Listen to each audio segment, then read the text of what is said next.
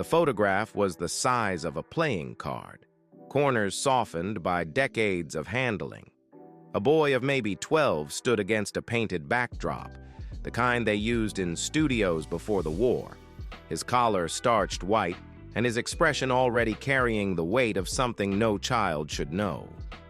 On the back, in handwriting that matched my father's but looked younger, more uncertain. Thomas, summer 1943. Don't forget. I was 34 years old the morning I found it. My father had been dead for 18 months. Not sudden. He had time to prepare us, or so we thought. He left detailed instructions for his funeral, his will, the passwords to his accounts. He organized his life like a man closing a filing cabinet before a long trip.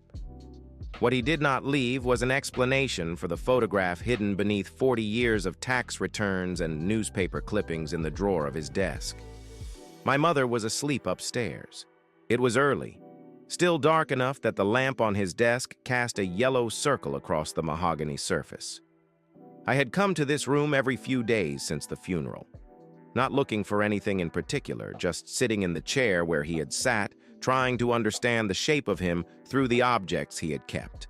A fountain pen with a broken nib, reading glasses he wore only when he thought no one was watching, photographs of my sister and me at various ages, some of which I did not remember being taken. But this photograph was not filed with the others. This photograph was hidden. I turned it over again and again, studying the boy's face as though it might suddenly crack open and speak. He had my father's chin. He had the same distance in his eyes that I had learned to recognize in myself, the look of someone watching the world from behind a pane of glass. The summer of 1943 was not a year my father had ever discussed with me. That was the year he graduated from high school, the year before he left for college in the East, the year before everything changed for everyone. "What are you looking at?" My mother's voice came from the doorway. She was still in her nightgown, her hair loose around her shoulders.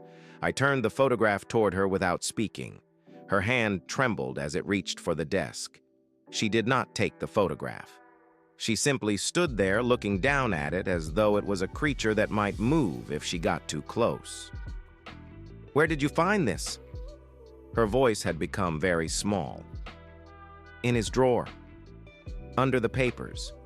Why is there a boy in Dad's drawer that I've never heard of?"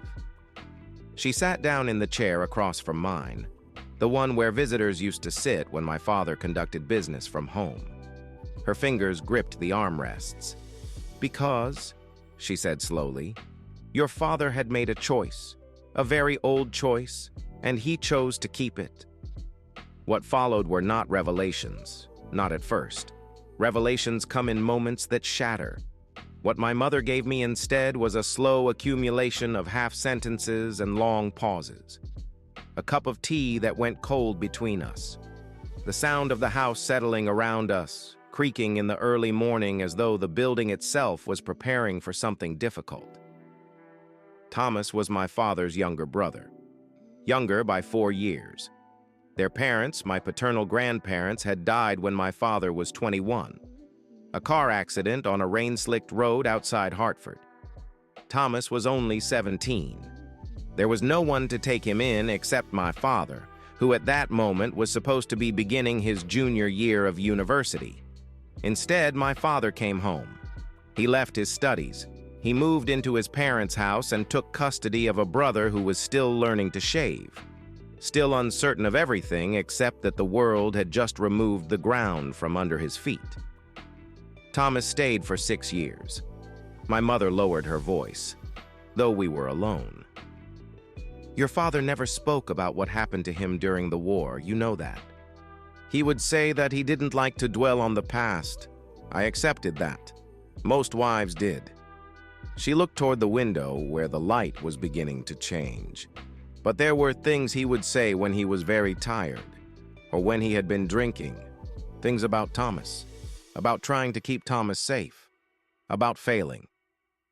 Thomas, she explained, had been beautiful in the way that some men are beautiful. the kind of beauty that draws attention you don't want. He had enlisted in 1944, the day after his 21st birthday. My father couldn't stop him. He had tried, but Thomas had made a choice. And my father, who had spent 6 years making choices for them both, had to step back. The rest came in pieces that my mother seemed to retrieve from places she did not like to visit. Thomas had shipped out to the Pacific. My father, 2 years his senior, had already been there for 8 months.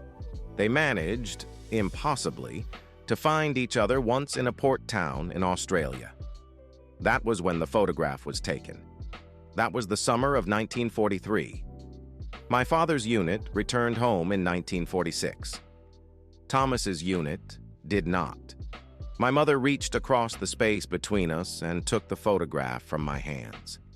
She turned it over, as I had done, and read the words on the back. "Don't forget," she repeated quietly. That's what he wrote. And then he lived a whole lifetime trying to do exactly that. The morning stretched on. My mother went upstairs to dress. I sat alone at my father's desk with the photograph face up in front of me. The boy in the image seemed to be looking directly at me now, as though across all these years he was trying to tell me something I was supposed to have understood before now. There was no grave I could visit. Thomas's remains had never been found. My father had written after the war to the War Department, to the Red Cross, to anyone who might have answers. There were none. Thomas was listed as missing in action. Missing, not dead. Missing. As though somewhere in the vast geography of water and island and loss, he was still waiting to be found. My father had married my mother 7 years after the war ended. He had built a successful career. He had been steady and present and careful in ways that never quite let you close to the real texture of him. He had had children and grandchildren. He had paid his taxes and kept his appointments. He had lived a life of remarkable discipline, but he had also kept a photograph in his desk drawer, hidden beneath 40 years of accumulated paper. And he had written on the back of it, in his own hand, "Don't forget." I understood, sitting in that yellow lamplight with the morning creeping across the floor, that my father had not written those words for me, or for anyone else who might find the photograph after he was gone. He had written them for himself. A command, a plea, a small act of devotion to a brother he had failed to protect, and therefore could never afford to lose a second time. I picked up the photograph and placed it on the top of the desk, where the light could reach it clearly. Then I went upstairs to my mother and held her hand while she wept for a nephew she had never met, a brother-in-law who had existed only in the careful silences my father had maintained all his life. The photograph in my father's drawer remains on that desk, no longer hidden. Some mornings I come downstairs early, before the house is awake, and I look at that boy in his starched collar against his painted backdrop. And I understand, finally, that the greatest inheritance my father could leave me was not his discipline or his precision or his ability to endure in silence. It was permission, at last, to remember the dead out loud.